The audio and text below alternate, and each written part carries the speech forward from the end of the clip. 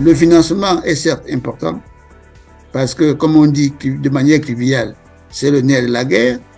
Donc, il est important de savoir comment on peut obtenir ce financement, quels sont les instruments disponibles, quels sont les acteurs même vers qui il faut aller pour parler de la question du financement. Mais il est important de rappeler que on ne peut pas du financement que pour des projets qui sont finançables.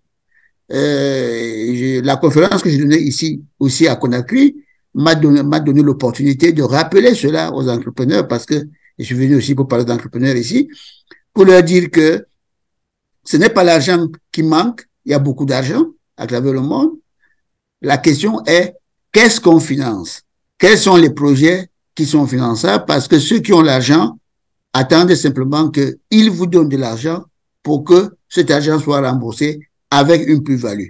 Voilà, n'est-ce pas, le challenge. Et pour ça, GFN Center reste avec ses programmes d'incubation et ses programmes d'accélération ouverts aux entrepreneurs afin qu'on puisse ensemble monter des projets finançables et après, on ira en toute sérénité lever des fonds, trouver des financements. Voilà, Christian, je repasse la parole et je suis avec vous en ligne depuis Conakry.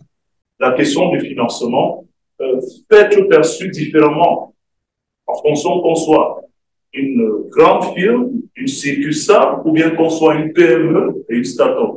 Et nous avons choisi le segment des start-up et des PME ce soir pour essayer de toucher le nœud principal parce que la majorité des structures et entreprises qui sont dans notre écosystème économique, notamment au Cameroun, sont dans ces segments-là, avec quelques doutes. Quand on parle de PME, de start-up, on en dit un mot tout à l'heure, d'emblée, qu'est-ce qu'il faut comprendre avant de déblayer justement le champ de l'autre exemple?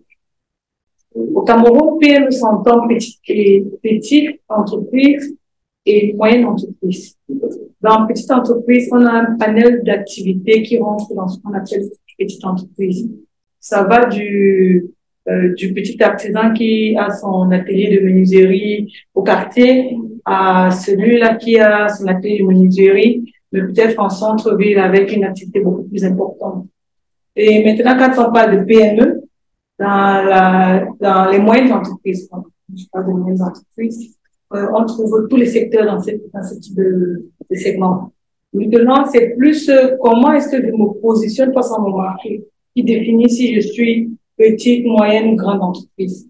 Quels sont les clients que j'attaque, quel est le segment sur lequel je me situe et quels sont les partenaires avec qui je travaille. Quand je parle de partenaires, je parle des flux, je parle de mon réseau commercial en général. Oui. Ça, c'est ce que je dirais pour la définition de PME. Aujourd'hui, une start-up n'est pas économiquement parlant en recherche de rentabilité tout de suite. On a des start-up aujourd'hui qui sont très bien structurées, ce qui n'était pas le cas avant. OK? Et on a des PME qui sont très moins structurées et qui fonctionnent comme des start-up. Donc, juste pour lier les deux, c'est une start-up n'est pas en recherche de rentabilité tout de suite, elle est plus en phase d'investissement. Et c'est où on lira investissement, financement pour la start-up. Et il y a des outils et des modes bien précis pour cela. La PME peut également être en phase d'investissement, mais ça, c'est autre chose. Alors, la start-up, il y a des leviers de croissance. J'ai une idée, c'est un peu comme comment monter un programme. J'ai une idée, d'accord? De l'idée, on va au projet. Du projet, on va à la mise en place, à la création. De la création, on va à l'amorçage, c'est-à-dire que on commence à lancer les activités proprement dites. Après, il y a la phase de développement et après, il y a la phase de sortie. Alors, sortie, ça peut être soit on migre vers PME, soit on peut aussi faire le ton direct, on va directement compris. Ça dépend de la qualité encore de la start-up, entre guillemets. Et là, il y a bien des outils spécifiques, il y a bien une différence même entre les phases.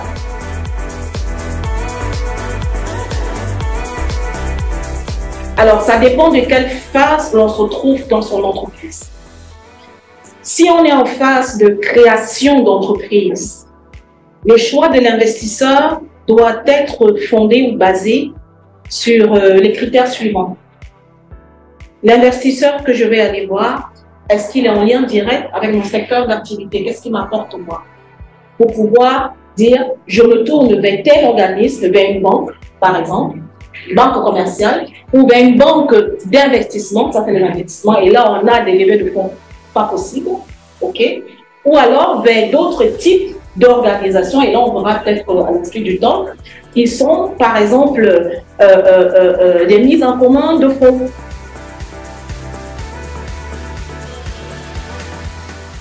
Quand on a échangé avec vous et qu'on a compris exactement ce dont vous avez besoin, à ce moment, on vous fait une proposition qui permet justement de vous accompagner dans le besoin. Parce que très souvent, nous offrons ce qui correspond à votre besoin. Ce n'est pas quand vous venez et on vous déroule toute notre panoplie d'offres, non. Donc, nous adaptons l'offre à la personne que nous avons en face de nous.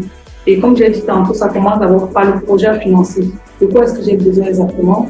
Si j'ai un projet, je prends un exemple de 100 millions, est-ce que moi-même j'ai déjà commencé à faire des investissements sur ce projet?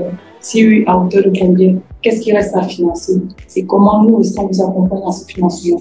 Et dans la partie financement, on discute avec vous, même sur le plan de décaissement. Parce que le projet, il peut être financé en plusieurs phases. On ne le finance pas forcément one shot, on peut le financer en plusieurs phases. Quand vous venez, si on a un projet qui s'étale sur 3 ans, on va se dire la première année, on fait d'abord cette partie qui va coûter peut-être 10%, et nous vous accompagnons sur les 10%. La seconde année, on sera peut-être sur 20% du projet, et on vous accompagne. Et la dernière année, on sera sur 60%. Je parle du financement de la banque, vu que vous aurez investi au départ peut-être 30% de votre projet. Donc, le financement est fonction de l'entretien qu'on a avec le porteur du projet. Et à la base, il faut avoir une activité qui permet de soutenir ce projet-là. Parce que le tout, on ne parle pas seulement du financement, mais on parle également de capacité à pouvoir honorer à l'engagement que vous allez prendre. Je sais si vous prenez du crédit et que derrière, vous ne pouvez pas le rembourser, c'est nous vous mettons en fait en difficulté. Et ce n'est pas notre rôle. Nous sommes là pour vous accompagner à progresser, à évoluer dans votre business. Donc, il est important de bien comprendre où vous voulez aller et de vous proposer l'offre qui sied à cette démarche-là. Dans l'imaginaire populaire, je ne sais pas pourquoi, c'est que quand je fais une demande à la banque, très souvent, la banque ne me donnera jamais le montant que j'ai demandé. Et donc, du coup, si j'ai besoin de 10 francs, je viendrai demander 1000 francs. Voilà, exactement. Vous espérez sortir de là avec 10 francs. Bon, c'est pas la bonne attitude à avoir. Ce qu'il faut avoir, ce qu'il faut savoir au départ, c'est quand vous vous présentez devant votre banquier ou bien votre gestionnaire, c'est de lui dire exactement de ce dont vous avez besoin. En fait, nous sommes comme des médecins. Vous ne pouvez pas aller à l'hôpital, vous dites au médecin, j'ai mal au pied alors que vous avez mal à la tête. Lui va soigner le pied alors que c'est à la tête que vous avez mal. Dites-lui exactement de quoi vous avez besoin, de quoi est-ce que vous souffrez, et là, il trouvera le bon médicament.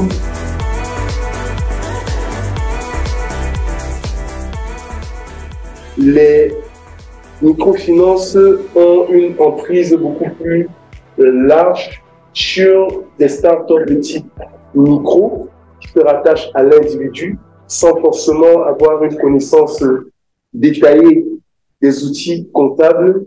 Et puis la banque aura tendance à beaucoup plus se porter vers une entreprise qui est structurée, qui connaît comment s'organise une comptabilité, qui connaît les indicateurs de mesure de la rentabilité de son entreprise. Et à ce niveau, qu'on soit start-up ou que l'on soit entreprise pleinement établie, les banques sont tout à fait à l'aise à ce niveau-là.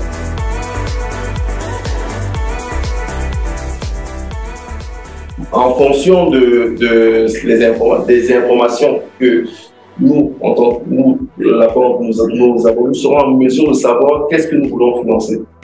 Pour une PME ou une start-up qui a des informations claires, qui nous rassurent, pour un truc confortable à financer, un besoin d'exploitation, par exemple, qui est sur une courte durée.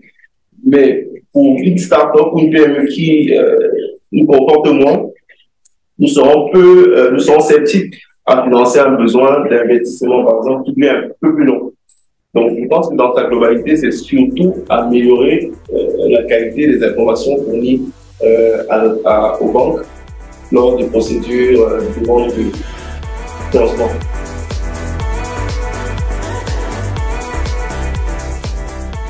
Lorsque le demandeur de crédit est transparent, il dit ça se voit tout de suite. Dans la paperasse qu'il apporte, dans la façon dont il est organisé.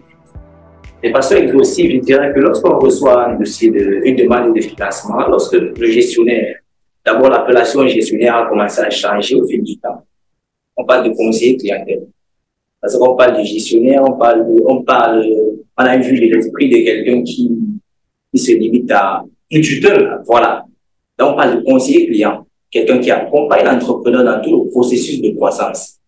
Et l'entreprise bancaire, l'institution financière est très ravie de compter parmi les exemples qu'on brandit aux autres prospects. C'est-à-dire qu'on a commencé avec M. X il y a 5 ans.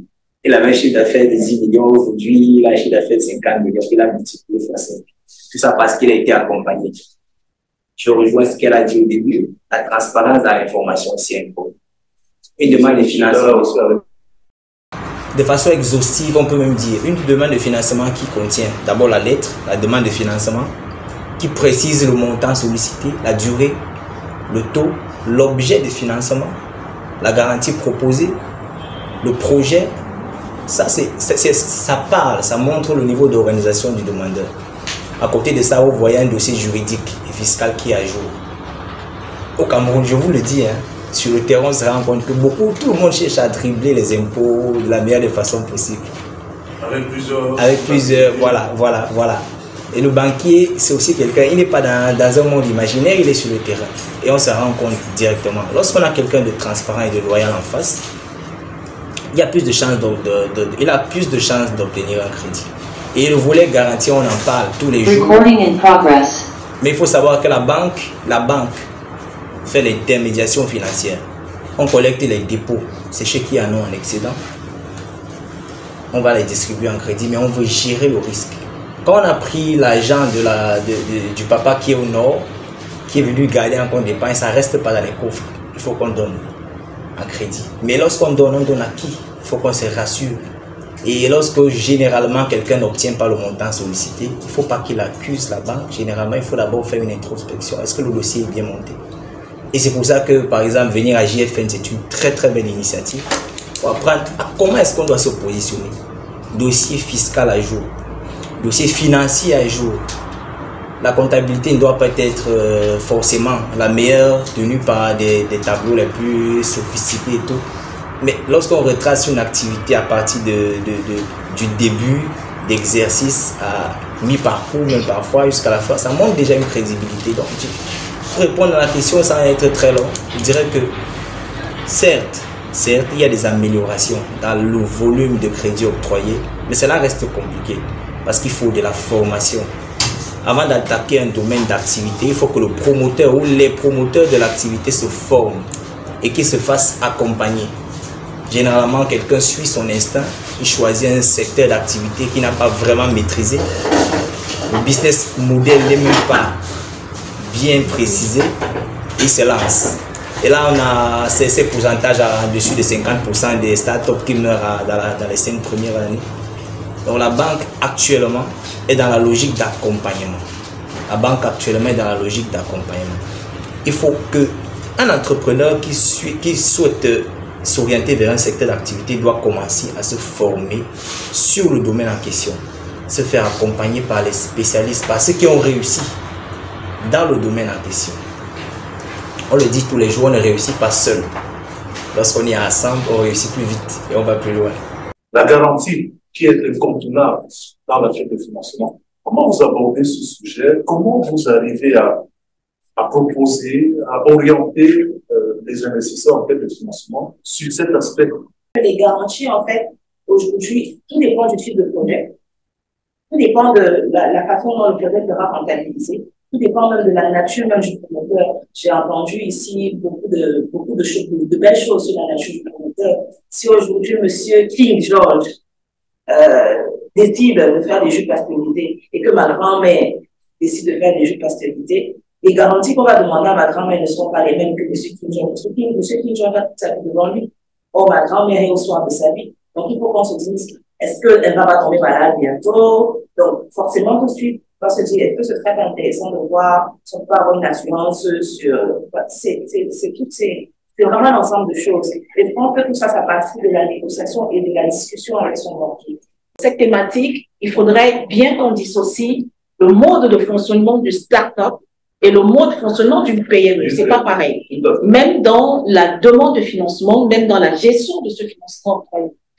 Quand on parle de risque, la start-up n'est pas, je prends start-up, la start-up n'est pas structurée. N'a pas encore fait ses preuves. N'a pas encore fait ses preuves. Comme je dis, une start-up n'est pas tout de suite en quête de rentabilité. En termes de risque, puisqu'on en est là, chaque structure doit effectuer ce qu'on appelle une cartographie de ses risques. Le promoteur lui-même peut être un risque majeur pour sa société. D'accord? Si vous avez un promoteur qui est, entre guillemets, un pétard, excusez-moi le terme. Bling-bling pour être... OK. Alors, on peut être bling-bling. Ça, c'est un style de vie. Mais qu'est-ce qui supporte ce bling-bling? Est-ce que c'est les recettes journalières de mon entreprise qui supportent ce bling-bling? Ou alors, c'est de mon entreprise, je m'octroie une quote-part qui est considérée comme mon salaire et c'est ça qui supporte mon entreprise. La start-up doit minimiser ses charges. Et pour ça, il y a des solutions, des outils de financement bien précis. Il faudrait que les start-up aujourd'hui soient ouvertes d'esprit, accepter d'entrer dans des programmes d'incubation, un peu comme ce qu'on fait ici à GFL Center. Et après cela, quand le projet il est viable, on peut se dire, on lève des fonds. On entre, on permet aux entreprises diverses soit d'entrer dans le capital après 4-5 ans, on laisse l'entreprise continuer de tourner et on profite du financement, de l'expertise et du réseau, parce qu'il faut aussi un carnet d'adresse. D'accord? On peut mener la même activité, mais on n'a pas le même réseau. Gérez le banquier comme vous gérez un client, vous aurez le financement. Sortez-le de son bureau. Au bureau, là, il va vous dire non, la loi dit que j'ai les collègues qui vont. Amenez-le au restaurant. Ils ont le droit. Je suis banquier. On appelle ça dîner d'affaires. D'accord? Vous dites, bon, voici mon affaire. Je veux fabriquer des bouteilles d'eau. J'ai commencé avec ceci, cela. Comment est-ce que le banquier va vous expliquer tout? Le banquier, par définition, voit plusieurs dossiers du même projet passer sous ses yeux en longueur de journée. Il devient un conseil. Il devient un conseil. C'est ça sa qualité de conseil. Et s'il manque un élément dans votre dossier qui figure dans les dossiers qu'il a eu à financer, il peut vous dire, tiens, pourquoi vous n'essayez pas d'ouvrir le capital pour que d'autres intègrent, ou alors vous faites ceci, vous faites cela. C'est des astuces qu'il peut pas, il n'a pas le temps matériel au bureau de vous donner ces astuces-là. Parce qu'il a d'autres leviers ou autre chose à faire. Mais si vous dites à votre banquier, s'il vous plaît, revêtez votre casquette de conseil, venez dans mon entreprise où on se retrouve dans un café, vous discutez de mon dossier de financement, qu'est-ce qu'on peut faire? La société d'investissement, elle est différente de la banque. Le banquier vous accompagne. Le banquier n'est pas actionnaire de votre société. Ce qui est différent d'une société d'investissement qui prend des parts, qui a du temps nécessaire pour vous accompagner techniquement, en compétences, et même en outils, et même en financement. D'accord? Le banquier, lui, il vous accompagne. Ça veut dire quoi l'accompagnement? On veut d'abord voir ce que vous avez produit. On veut voir votre investissement personnel avant de s'y engager. Et je suis vraiment ravi que nous ayons organisé ce talk. Alors, je rebondis sur deux éléments, deux sujets qu'a agressé par exemple Mme Tago qui vient d'intervenir pour rappeler aux entrepreneurs que naturellement on dit de manière triviale qu'on finance pas un projet, on finance un individu, on finance un porteur de projet. En réalité, quand on vous donne l'argent, c'est à vous, in fine, porteur de projet ou entrepreneur, qu'on donne de l'argent. L'indice de maturité digitale d'une affaire, d'une entreprise, d'un projet est devenu aussi un élément qui rentre dans le processus de décision. Parce que, en fonction de votre maturité digitale, on peut penser que il y aura beaucoup plus de transparence, beaucoup plus de pertinence dans l'analyse des données que vous avez à votre disposition, ou du secteur d'activité ou des marchés, parce que vous avez des instruments pour ça.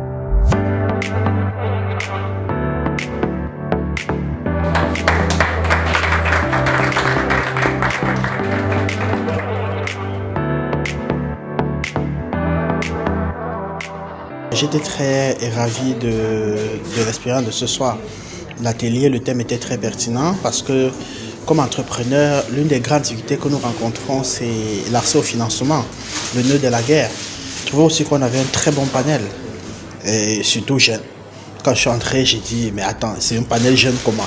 Mais j'étais agréablement très surpris de savoir que ces jeunes, c'est des mastodontes de leur profession. Ils s'y connaissent vraiment. Et je crois que j'ai appris beaucoup d'ici, notamment en ce qui concerne les questions d'entreprise bancable, en ce qui concerne les questions de garantie, en ce qui concerne les problématiques de l'accompagnement de l'entreprise, parce que il ne s'agit pas seulement de faire des prêts à la banque, il est aussi question pour la banque de nous accompagner pour que nous puissions, n'est-ce pas, grandir. Nous, les PME, on se posait souvent la question de savoir pourquoi est-ce qu'on ne nous accompagne pas, pourquoi est-ce qu'on n'arrive pas à nous accompagner.